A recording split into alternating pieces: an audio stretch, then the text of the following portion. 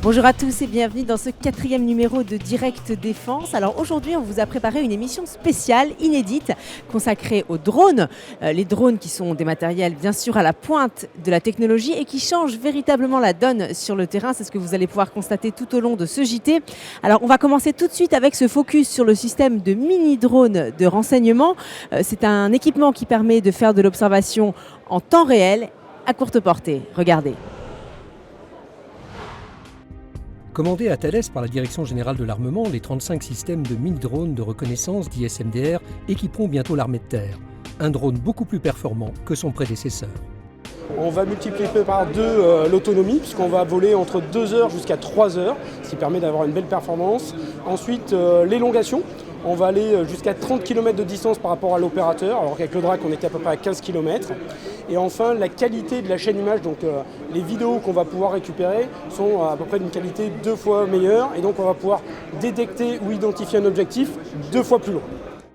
Il ne faut pas plus de 12 minutes à 2 hommes pour déployer et lancer ce drone de moins de 15 kg et 3,80 m d'envergure. Un drone piloté depuis sa station au sol au moyen de cet ordinateur. Donc la manette va être là pour nous aider à piloter la charge utile, sachant que sur la charge utile, on a 2 caméras. Une caméra jour qui est représentée ici, une caméra infrarouge et on a un pointeur laser. Cette petite sphère au niveau du nez de l'appareil associe à la fois l'optique et l'électronique. Elle offre des performances de reconnaissance et d'identification bien supérieures. Un système qui accueille 2 capteurs, un pour le jour, un pour la nuit, qui est un capteur infrarouge, développé par la société NextVision, qui est une société qui maîtrise parfaitement la notion de stabilisation de l'image et qui permet durant le vol de contrarier les effets du vecteur et de transmettre au sol une image qui est parfaitement stable. Conjonction du savoir-faire de plusieurs entreprises françaises réunies par Thales, le SMDR est déjà en train de conquérir d'autres marchés à l'exportation. On a actuellement une dizaine d'opportunités qu'on est en train d'adresser tranquillement. Certaines sont beaucoup plus court terme que d'autres et c'est donc la priorité du moment, c'est de gagner ces contrats-là. Les premiers SMDR sont attendus dans l'armée de terre pour 2019. Allez, de retour sur le stand du ministère des Armées pour continuer à parler des drones. Alors si je vous dis intelligence artificielle, capteurs cognitifs, objets connectés ou encore réalité virtuelle, eh bien sachez qu'à horizon 2025, les futurs drones de combat feront appel à toutes ces technologies les plus avancées pour accomplir leur mission. D'ailleurs, la DGA étudie déjà leur utilisation pour le besoin des forces. Regardez.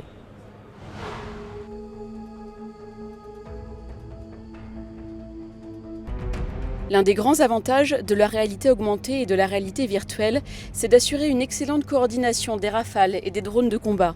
Exemple avec cette simulation d'attaque d'une base aérienne. La visualisation par hologramme 3D permet aux pilotes et aux opérateurs de choisir la meilleure trajectoire et de coordonner leurs tirs, mais aussi de choisir l'armement adapté pour ne pas impacter les habitations civiles à proximité. Pendant cette attaque nocturne, la caméra infrarouge située dans le nez du Rafale fournit aussi aux pilotes des images en réalité augmentée. Cela lui permet de naviguer de façon plus précise jusqu'à son point de tir et de mieux identifier les cibles.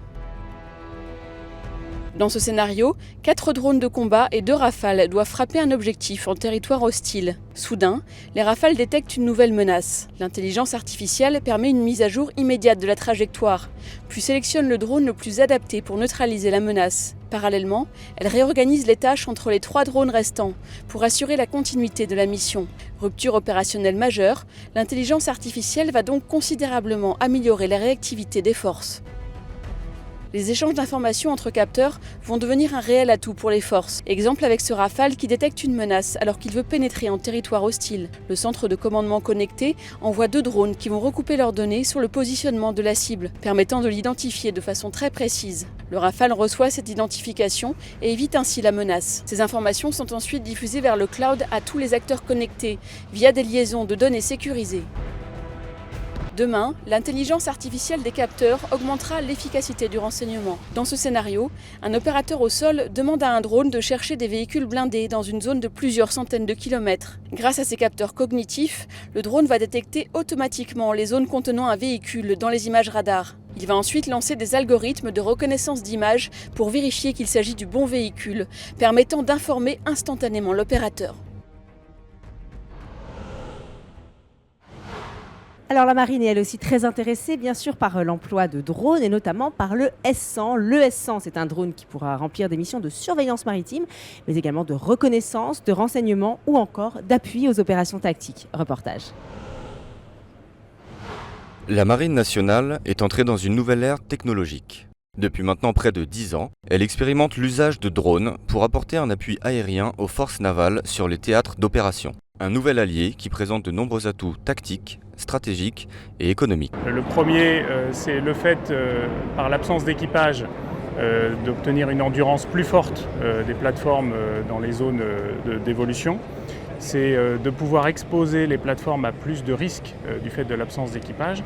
C'est de pouvoir concevoir des plateformes moins coûteuses. Et enfin, le dernier point, c'est la possibilité de faire des plateformes plus discrètes, plus petites et plus discrètes, et donc plus difficiles à détecter pour nos adversaires. Ces avancées technologiques ont été rendues possibles grâce à 2 grandes phases d'expérimentation. Sur les aspects aéronautiques tout d'abord, à l'aide d'un drone baptisé S100, est testé depuis le patrouilleur Ladroit. Et, dans un deuxième temps, avec l'analyse des aspects tactiques et opérationnels à partir de bâtiments de projection et de commandement de type Mistral. Des équipements de pointe qui annoncent déjà ceux de demain. Un drone hélicoptère de la classe 700 kg qui équipera les frégates porte-hélicoptères de la marine. Ces drones hélicoptères compléteront l'hélicoptère piloté du bateau, le drone étant prioritairement assigné aux tâches de surveillance et de recherche et l'hélicoptère étant assigné aux tâches d'intervention. Une complémentarité homme-machine qui permet de confier les missions fastidieuses voire dangereuses aux drones et aux hélicoptères les missions où la plus-value humaine reste indispensable. Allez, de retour sur le stand du ministère avec la PME Vodea qui présente son projet PI2. Alors PI2, c'est une innovation qui se présente sous la forme d'un boîtier de la taille d'un livre de poche. Concrètement, il permet de transmettre des flux multimédia interopérables. Il est déjà opérationnel sur le Rafale et il le sera très bientôt sur le système de drone tactique Patroller de l'armée de terre. Reportage. C'est un boîtier de petite taille, qui représente pourtant une avancée technologique majeure pour l'armée française. Mis en service dès 2019 sur le drone Patroller, le système Focus, développé par la PME toulousaine Vodea, permet aux opérateurs au sol de disposer de nouveaux outils, précieux dans le cadre de leur mission. Cet équipement en fait récupère les flux vidéo produits par les capteurs embarqués, les enrichit de métadonnées, qui permettent de les géoréférencer en temps réel, et de les diffuser géoréférencés au segment sol. Des images riches en informations qui permettent au drone Patroller de remplir 3 missions essentielles. Améliorer la prise de décision pour les missions d'observation, de renseignement et d'appui aérien. Construit en collaboration avec le groupe Safran et en partie financé par la Direction générale de l'armement grâce au dispositif Rapide, le système est déjà utilisé dans le domaine civil pour la prise de vue aérienne depuis un hélicoptère. Une aventure toute calibrée pour un boîtier Focus.